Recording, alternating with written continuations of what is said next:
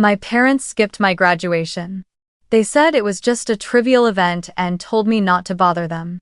Then, my mom posted Hawaii vacation videos with my sister. 1 week later, my dad called saying, "The loan payments haven't been made." I replied only, "Don't contact me." Hi, my name is Natalie Morgan, and I am 24 years old. I was born and raised in Portland, Oregon, in a 2-story white house with a carefully painted wooden fence, a front yard that was always green and neatly trimmed. My father, David, proudly told the neighbors that his family was the perfect American model. My mother, Ruth, the dedicated homemaker, 2 obedient daughters, a tidy home, and what looked like a happy life. To anyone looking in from the outside, our family seemed flawless, but the truth inside was far from the image my parents worked so hard to create. From a young age, I was fascinated by science and writing. I would spend hours in my room with model kits or notebooks filled with scattered words and little ideas.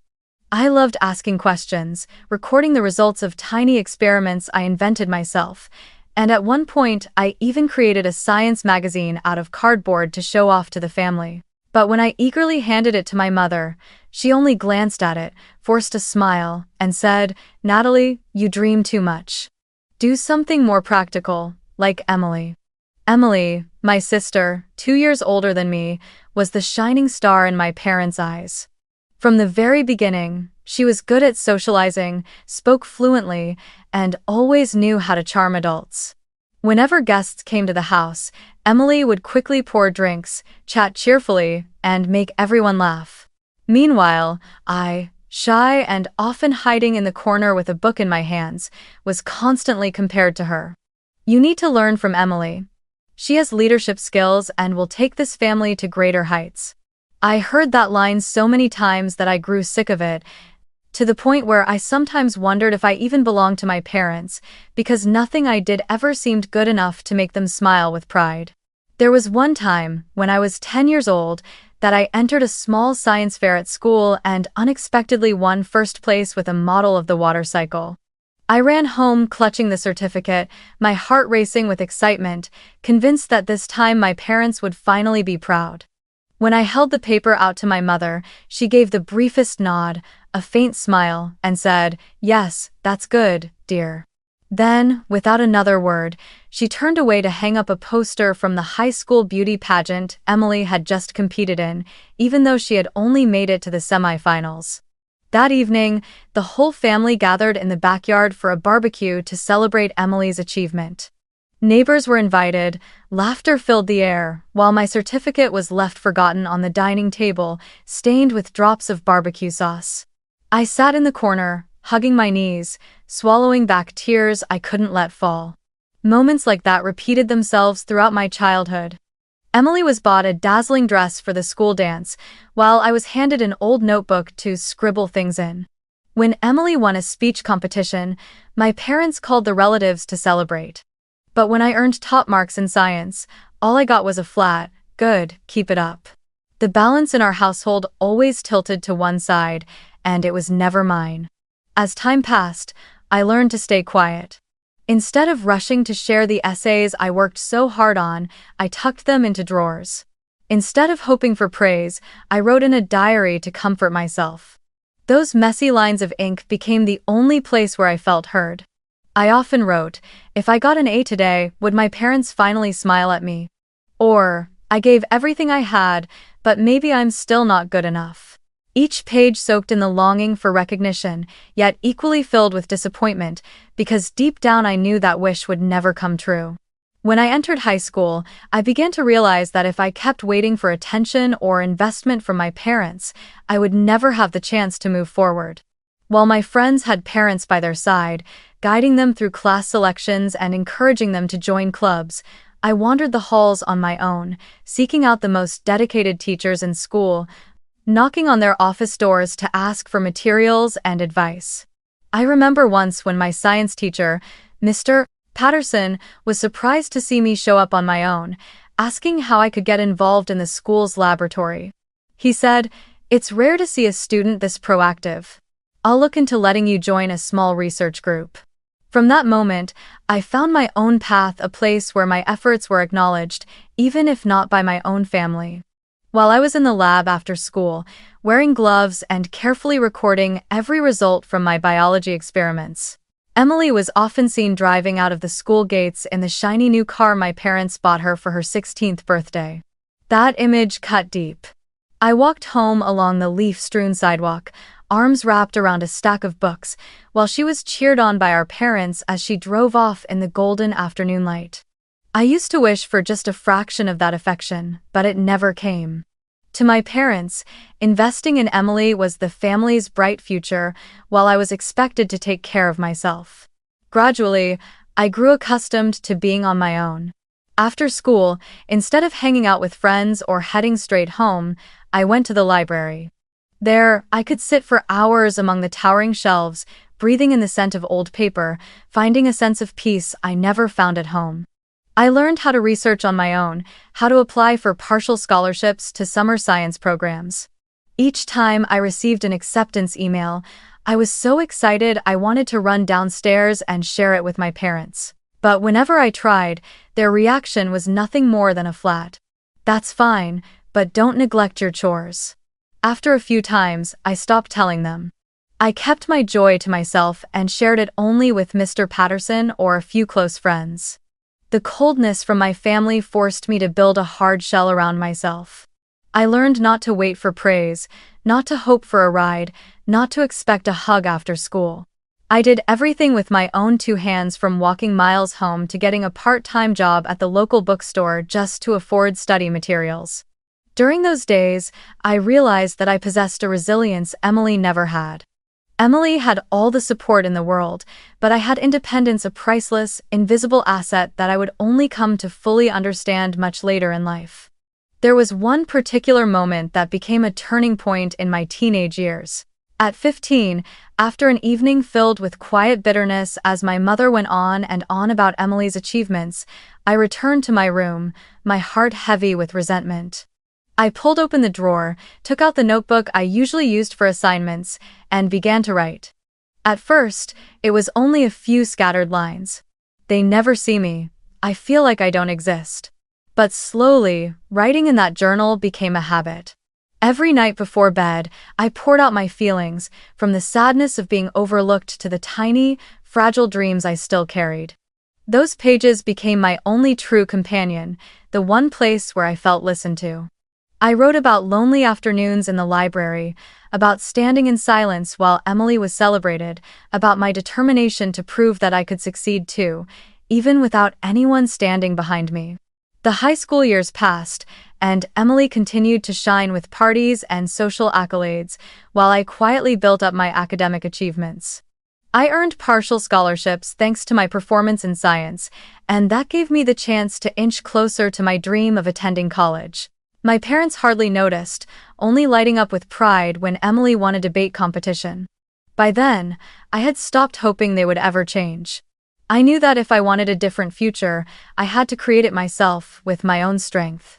And so, amid the coldness of my family, a new version of me began to emerge, resilient, independent, able to swallow the pain and turn it into fuel.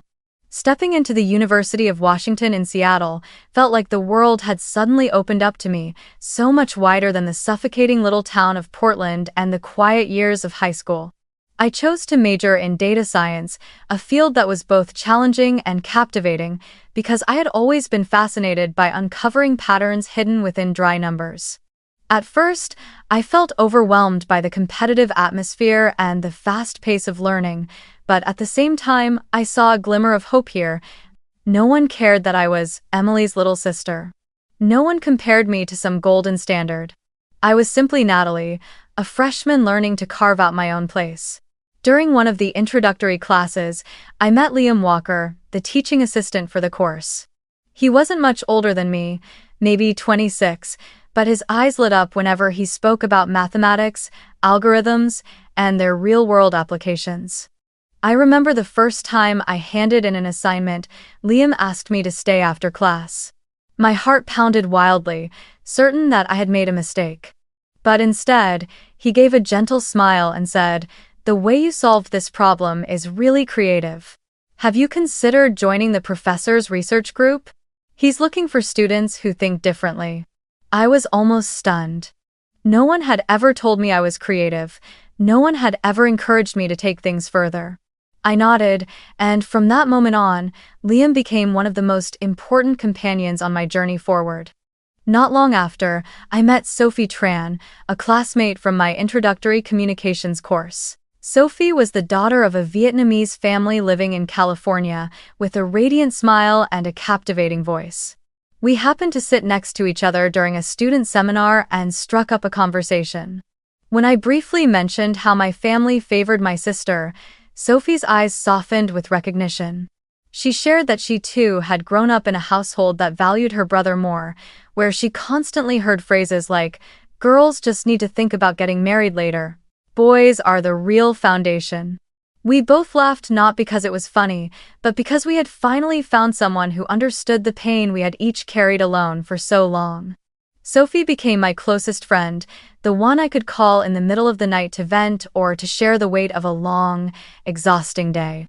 The first years of college were anything but easy. I had to balance my studies with part-time jobs just to make ends meet. I applied to be a teaching assistant for a few introductory courses, grading papers and organizing study groups to earn some extra income. On top of that, I took on freelance work, analyzing data for small startups around Seattle. There were nights when I stayed up until 3 or 4 in the morning, my eyes burning from staring at the computer screen.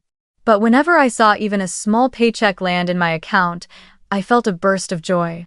It wasn't just money, it was proof that I was sustaining myself, that I didn't have to rely on anyone else. Liam often stopped by the lab, bringing me coffee whenever he saw me working late. He patiently listened as I rambled through messy ideas and showed me how to shape them into clear research topics. He would say, "You have a way of seeing the bigger picture that most people miss. Don't underestimate yourself." Those words became the motivation I needed to start applying for departmental research projects. Sophie, on the other hand, was my everyday anchor, the friend who pulled me out from behind my computer to walk around Lake Union, eat ice cream, or simply sit in the dorm listening to music. She reminded me that I wasn't just a brain-crunching data, I was also a human being who needed joy and connection. Gradually, I began to notice the change in myself. From a girl who once poured her sadness into diary pages, I was becoming someone confident enough to present ideas in class, to stand up and debate in seminars, to take on big projects even if it meant countless sleepless nights. I was no longer just Emily's shadow. I was becoming myself a Natalie with my own value, my own voice. And even though my parents never once called to ask about the projects I worked on, even though every conversation with them revolved only around Emily and her dazzling achievements, I slowly learned not to seek recognition from them anymore. I had Liam, I had Sophie, I had colleagues and professors who truly saw me. Most importantly, I had myself, and I knew the path I was on was leading me toward a future I was building with my own hands. In my junior year of college, our department research team began working on a project that would change so much for me. Building an artificial intelligence model capable of predicting climate change in the Pacific Northwest. The work stretched on for months, with thousands of hours spent gathering data from weather stations and satellites, then cleaning, analyzing, and training the model.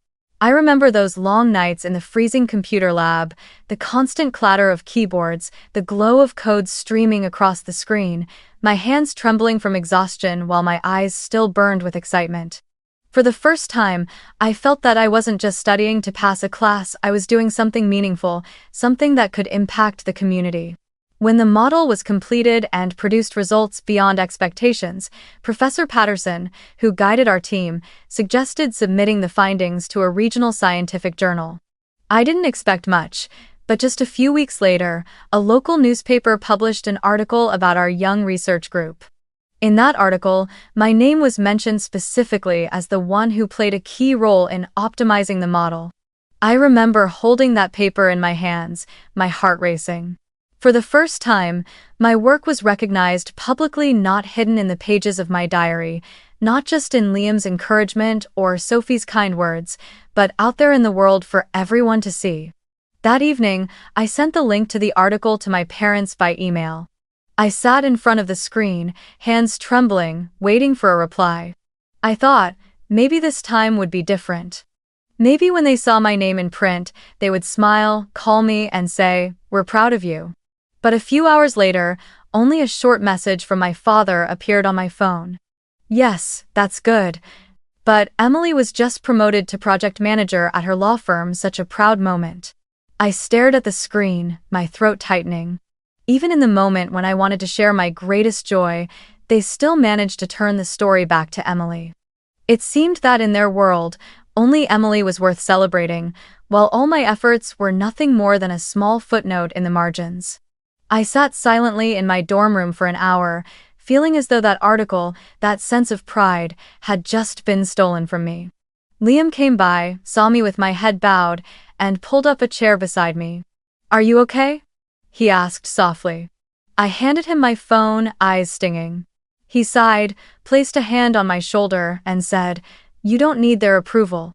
They may not see it, but I do. And you deserve every bit of recognition for what you've achieved." Soon after, Sophie called me on video, waving the newspaper she had picked up from a stand near campus. She shouted, "Natalie, you're amazing. I'm so proud of you." Then she made me retell the details of the research so she could write a congratulatory post on her social media. In that moment, I realized something important. My happiness didn't always have to come from my parents. I had other people who truly saw me. Yet even knowing all this, deep down I still hurt. Because no matter how many times I told myself not to expect it, I always longed for the day my parents would set Emily aside and look at me, just me. But with every indifferent reaction, every comparison, every time they brushed off my success to highlight Emily's achievements, the truth carved itself deeper. They would never acknowledge me. I began to teach myself to change my expectations. I still sent the occasional email, still called to check in, but I no longer waited for their praise. Whenever my mother picked up the phone, her voice was always rushed, quickly shifting the conversation back to Emily. "She just got praised by her boss. Emily is about to join a big project. We're thinking of buying another apartment for Emily to invest in." I would sit there, listening, forcing a smile, and hang up with a heavy emptiness in my chest. And yet, every time I thought about giving up, I saw Liam's patient encouragement, Sophie's loud cheers, and the respectful way my research colleagues looked at me. Those things kept me standing tall. The first successes of my life didn't bring me the love and recognition from my family that I had always longed for, but they gave me a greater lesson. My worth did not depend on whether they saw it or not. It lived in the fact that I had dared to take steps forward, dared to try, dared to turn pain into motivation.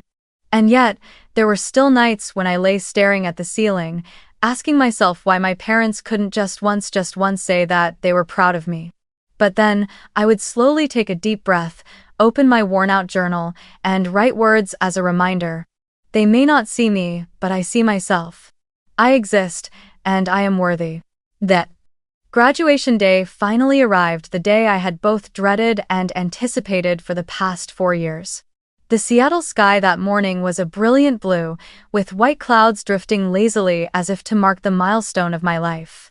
I put on my navy gown, secured the square cap on my head, and stepped into the grand hall amid a sea of students buzzing with laughter and excitement. My heart pounded furiously, caught between thrill and dread, as my eyes swept over the stands, searching for familiar faces. In my imagination, I had seen my mother's gentle smile, my father waving proudly, even Emily, despite her busy life, showing up to support me. But in reality, all I saw were rows filled with cheering parents calling their children's names, while the seats reserved for my family stood utterly empty, cold, silent, haunting. That empty chair cut straight into my heart like a blade. Amid the chorus of laughter and applause, only Sophie stood up, waving brightly, and Liam smiled warmly, his eyes urging me to keep moving forward. I forced a smile in return, swallowing the disappointment deep inside, and told myself I had to keep walking. And then the moment I had been waiting for finally came. My name echoed through the speakers not just to receive my diploma, but for something more. The announcer paused, his voice formal and steady. And this year, the award for outstanding research valued at $25,000 and certified by the Scientific Council goes to student Natalie Morgan for her work on climate prediction using artificial intelligence. I froze, taking a few seconds to realize that it was me. Applause erupted, the hall roaring like a wave. Students around me cheered, clapping me on the back in congratulations. I walked up to the stage, my hands trembling as I accepted the certificate and the envelope. My heart felt like it might burst with happiness. This was the moment I had dreamed of through all those lonely years, to be recognized, to be honored, to finally prove that every effort had not been in vain.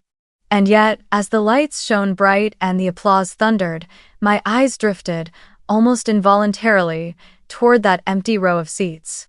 The place where my parents should have been, the place where they should have stood to clap like every other family. For a moment, joy and sorrow blended together. I smiled, but tears pricked at the corners of my eyes.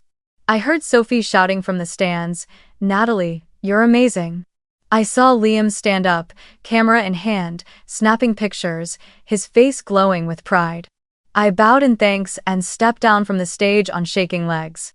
Inside me, a painful question echoed. If my parents had been here just once, would everything have been different? After the ceremony, friends rushed into the arms of their families, their hugs overflowing with pride, their whispered words of, "You did it," cutting into my heart like a blade. Sophie pulled me aside for a picture, and Liam placed a steadying hand on my shoulder, saying, "You did amazing, Natalie." I smiled, forcing myself to respond, but inside there was only emptiness. As the crowd slowly dispersed, I held my phone tightly, hoping for at least one call or message from my parents. Then the screen lit up with a short text from my father's number. "Don't bother us. This is just a trivial event. Leave us alone." I read it over and over, my heart shattering into pieces. A trivial event? So, the 4 years I had struggled, every ounce of effort, every night I had worked myself to exhaustion, was it all reduced to just that? I slipped my phone back into my pocket, the weight in my chest crushing me. That night, back in the dorm, I turned my phone on again, clinging to a thin hope that my parents might send another message, that maybe it was just a moment of anger. But instead, the screen showed a new post from my mother on Facebook. A bright video of the Hawaiian sunshine, where my whole family, my father, my mother, Emily, and her fiancé were laughing together on the beach. In the video, they raised their cocktails, the sound of waves crashing in the background, with a caption that read, "Congratulations, Emily, the pride of our family. A well-deserved vacation." I froze, my heart squeezed tight. Not a single word about my graduation. Not a single mention of the award I had just received. Only Emily. It was always Emily. I sank onto the bed, tears spilling down my face, dripping onto the phone screen. The feeling of abandonment was no longer a quiet ache, it was laid bare for the whole world to see. While I stood on stage accepting a prestigious award, they were celebrating an extravagant vacation with my sister. While I longed for one word of encouragement from them, they were busy boasting about Emily, the pride of the family. In that moment, I understood that success meant nothing if the people you loved most dismissed it. My friends had family photos filled with laughter, while I had only a diploma, a certificate, a $25,000 award, and a cold emptiness where love was supposed to be. I had once believed that if I just tried hard enough, if I achieved something truly remarkable, my parents would change. But the truth was different. In their eyes, I would always be just a shadow, an ordinary piece of the family not worth noticing. And on that fateful evening, as tears blurred my phone screen, I realized the road ahead could never be built on their affection. I could only rely on myself and on the people who truly saw me. A week after graduation, when the mix of joy and sorrow still lingered in me, my phone suddenly buzzed. On the screen appeared the words, "Dad, David Morgan." My heart skipped a beat. A part of me, though I had told myself not to hope, still longed for a belated congratulations, some hollow but comforting words like, "We're proud of you." I took a deep breath and answered. But the dry voice on the other end crushed whatever hope I had left. Natalie, we need to talk. The student loans still aren't paid off. You need to help, especially now that Emily is getting married and the family needs more money. I went numb, my ears ringing. I remembered every scholarship I had earned, every hour I had worked in the library, every freelance data analysis project I had taken on, pushing myself to exhaustion just to pay for my own tuition. I had paid everything off myself. I had no debt left. So why was my father saying this? Then, in a chilling instant, the thought struck me. They had just found out about the $25,000 award I'd received at graduation. Was this the real reason for the call, not some loan, but a pretext to squeeze money out of me, to funnel straight into Emily's lavish wedding? I forced myself to stay calm and asked, "What are you talking about, Dad?" I paid off every cent of my tuition on my own.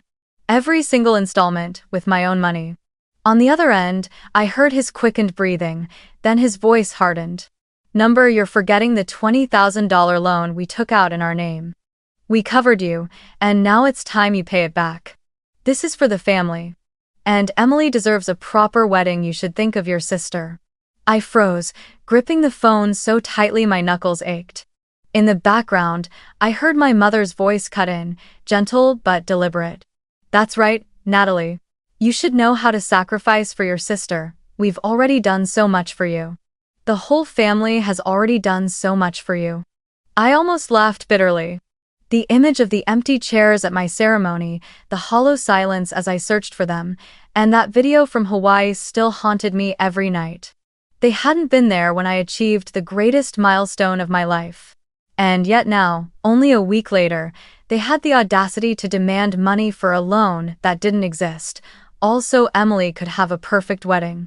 That very night, I opened my cabinet and pulled out every box of documents I had. I spread them across the table, each stack heavy in my hands. Every bank statement, every payment receipt, I had kept them carefully, because deep down I had always known I couldn't rely on my parents' support. I turned the pages, my hands trembling but my eyes steady. And just as I remembered, every single student loan had been in my name, and I had paid them off 2 years ago. None of it was connected to my parents. I even called the bank to confirm, and within minutes they sent me an email. "The student loan account of Natalie Morgan has been fully settled. No outstanding debt remains." I sat still, my shaky hand resting on the stack of papers. The raw truth stared back at me. My parents had fabricated a lie to pressure me into paying for Emily's wedding. A surge of fury erupted inside me. I thought back to the moment I had stepped onto the stage to receive my award, tears in my eyes because my family wasn't there. I thought about the Hawaii video, where they raised their glasses and toasted Emily as the pride of the family. And now, everything came together into one clear picture. I had never been their priority. They were even willing to twist the truth, to erase my efforts, just to drain money from me for Emily. The bitter thought burned in my mind. They didn't show up for the biggest achievement of my life, but only a week later, they already found a way to take from me. I took a deep breath, picked up the phone, and called my father back. This time my voice was cold, every word deliberate and sharp. "Dad, I've checked the records. Every loan was in my name, and I paid them all off with my own money. The bank has confirmed it. There is no debt. Don't ever call me about this again." On the other end, my father hesitated, his voice faltering. You're mistaken. This is for the family, Emily." I cut him off, my tone like steel. "I don't owe anyone anything. And don't contact me again." I pressed the button to end the call, my hands still trembling, but my heart strangely light. In that moment, I knew I had crossed an important threshold. For the first time, I wasn't seeking recognition, wasn't begging or trying to convince. I had stood up and taken back control of my life. I was no longer the 15-year-old girl quietly writing in her diary to swallow her sadness. I was a grown woman, capable of saying no when being trampled on, and ready to cut ties with what had once wounded me. After that final call with my father, I sat in silence for hours in my room, the glow of my laptop screen casting tired shadows across my face. I knew I had done the right thing, but inside I still felt tangled, as if an invisible thread hadn't yet been severed. The anger and pain sat like a stone pressing down on my chest. Liam noticed the unease in me. He sat beside me, wrapped his arms around me, and said gently, "Natalie, you can't let them keep hurting you. You need someone to help you set boundaries." I looked up at him, and in his eyes there was no judgment, only genuine concern. I nodded. Maybe it was time to seek out someone who could guide me out of this cycle. A few days later, following Sophie's advice, I went to the office of Dr. Helen Brooks, a psychologist.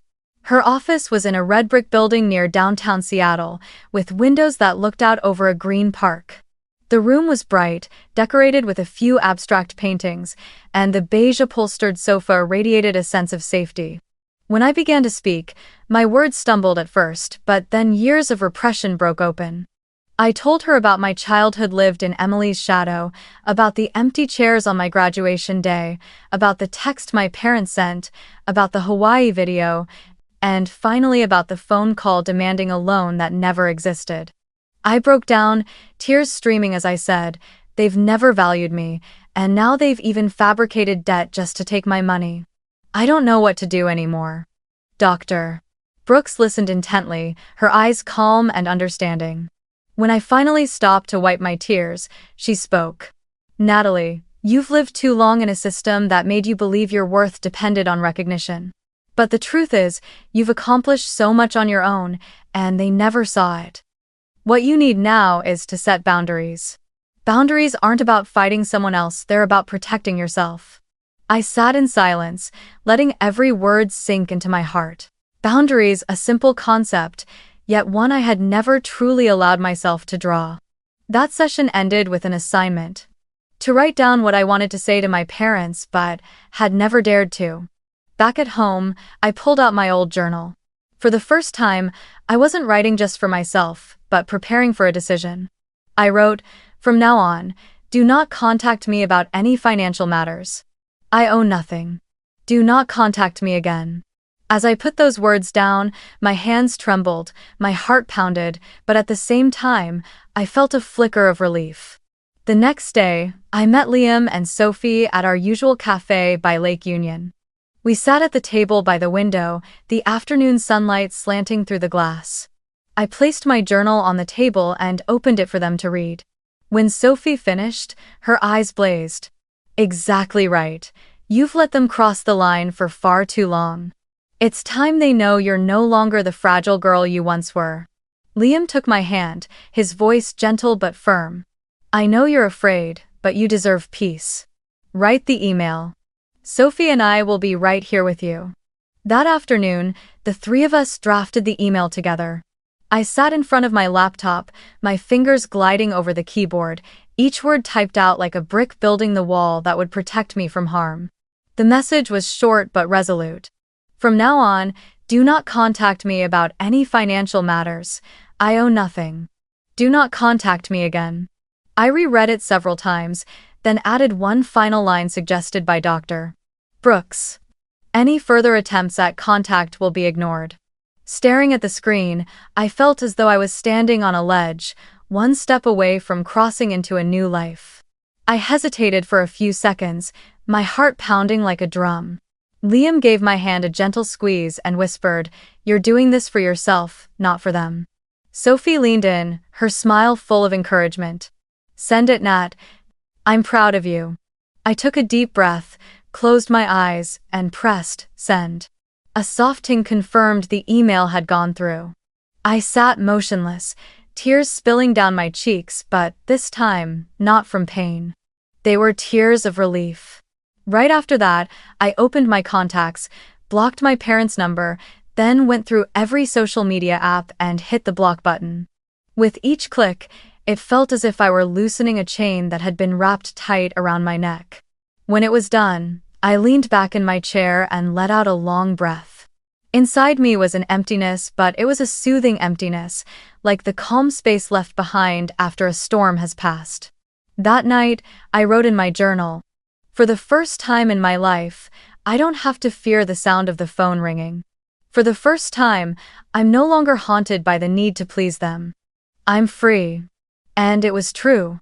In the quiet darkness of my small room, for the first time in years, my shoulders felt light.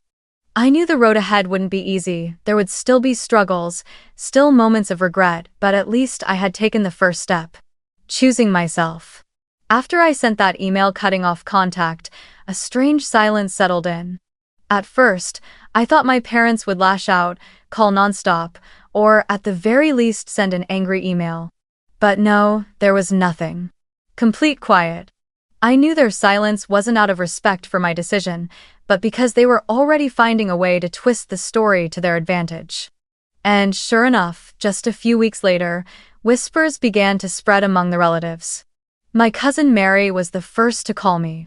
Her voice shook with anger as she said, "Natalie, do you know what the whole family is talking about right now? People are saying your parents skipped your graduation to go to Hawaii with Emily. And then, afterward, they even demanded money from you to fund Emily's wedding. Is it true?" I froze, then answered slowly, "It's true. And that's exactly why I had to cut ties." On the other end, I heard her sigh, her voice breaking. "It's shameful. Who treats their own daughter like that?" From Mary, the story spread quickly. Aunts, uncles, and cousins who once respected my parents now began looking at them differently. At family gatherings, I heard later that the whispers grew louder. They only ever cared about Emily, while Natalie was abandoned. "It's so unfair." Some didn't bother whispering at all, saying openly. They always bragged about being the perfect family, but inside it's nothing but favoritism and selfishness. Those murmurs, passed along in calls and messages, soon built into a wave of outrage. In Portland, where my family lived, the neighborhood began to buzz as well. Neighbors who were used to seeing my father trimming the lawn every weekend and my mother mailing out polished Christmas cards now muttered behind their backs. Turns out it was all just a facade. They skipped their daughter's graduation to vacation in Hawaii with the other one. Someone even shared that they overheard David at a small gathering, bragging endlessly about Emily. But when asked about me, he simply waved a hand dismissively. Nothing worth mentioning. Those words spread quickly, fueling gossip throughout the neighborhood, and the image of the perfect Morgan family began to crumble piece by piece. Emily couldn't escape the consequences either. Her fiancé, Matthew, came from a well-off, respectable family.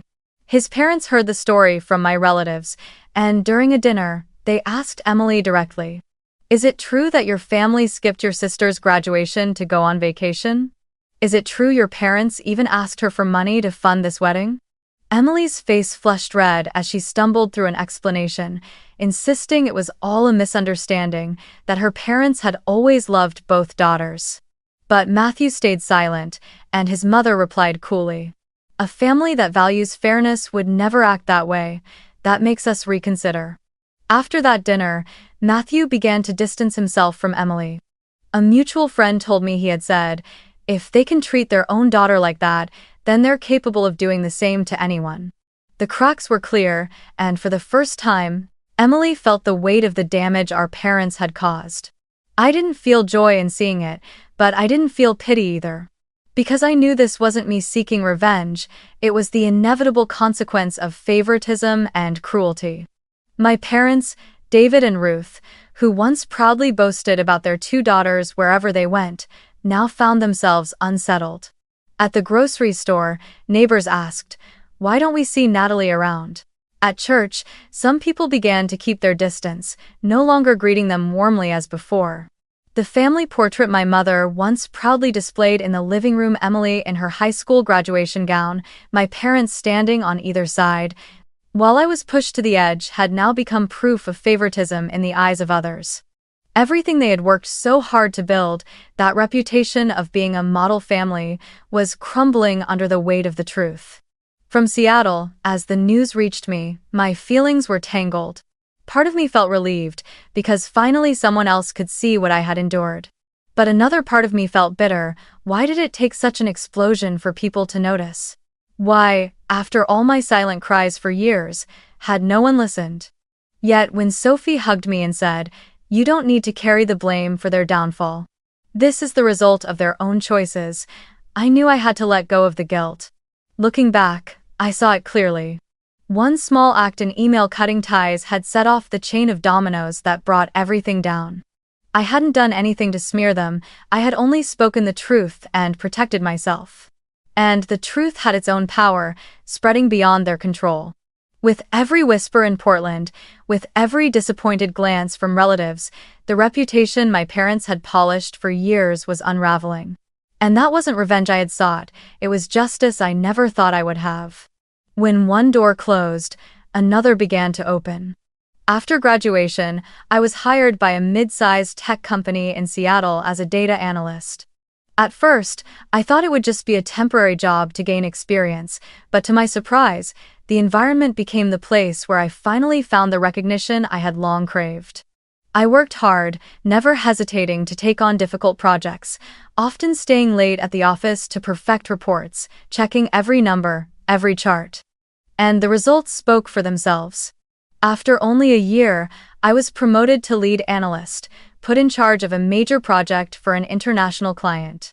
When the company director announced my promotion in front of all my colleagues, I stood there listening to the thunderous applause, my heart both overwhelmed and at peace. This time, I didn't need my parents' validation, I knew my worth was real. Through it all, Liam was by my side.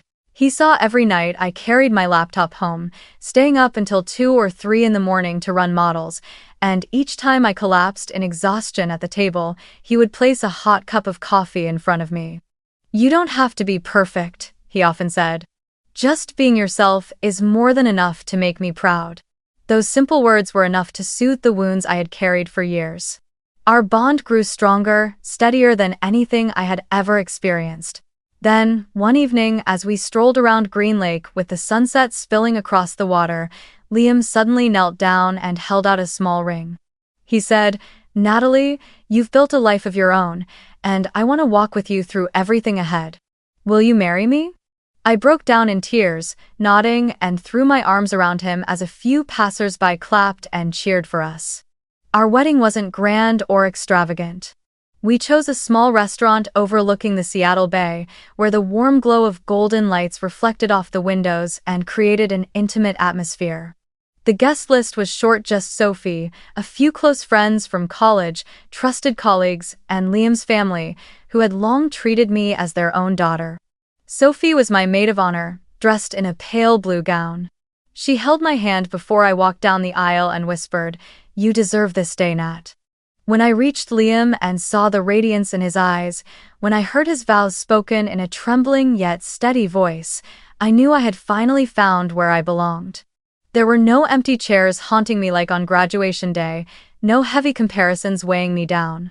For the first time in my life, I felt embraced by a real family, a family I had chosen, one that truly cherished me. I continued therapy sessions with Dr. Helen Brooks. She patiently listened and helped me peel back the layers of heavy memories, little by little. Once, she asked me, "Natalie, when you think about the past, what do you feel most, anger or regret?" I thought for a long time before answering, "Both." But above all, I feel relief that I finally got out. Through each session, I learned how to forgive, not to excuse my parents' actions, but to forgive myself for having once longed so desperately for a love that never existed. I learned to accept that while the past shaped me, it did not define me. My journal began to change as well. If before it had been filled with complaints and questions with no answers, now it brimmed with plans and dreams. I wrote about the projects I wanted to pursue at work, about the little house Liam and I hoped to buy on the outskirts of Seattle, about the trips we longed to take together. I even wrote about the hope of having a child someday, with a promise that my child would grow up surrounded by love, never having to endure the feeling of abandonment I once knew so well.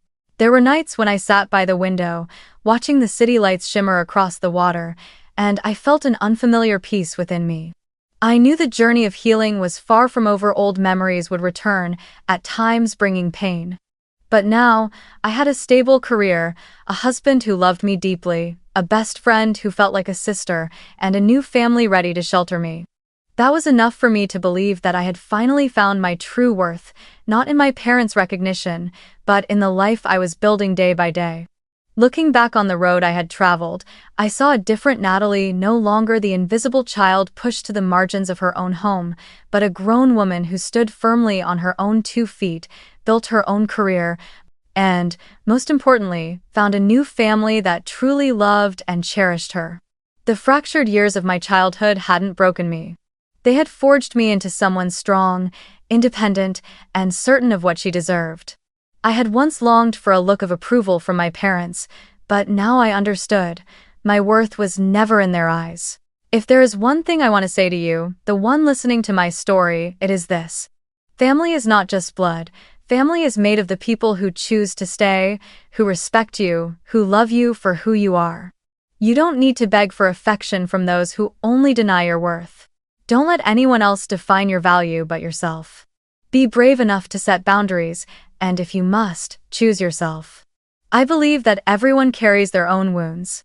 Maybe you too have been abandoned at the most important moment of your life. If so, share your story in the comments below. And tell me, where are you listening from? I'll read every word, because your story deserves to be heard too.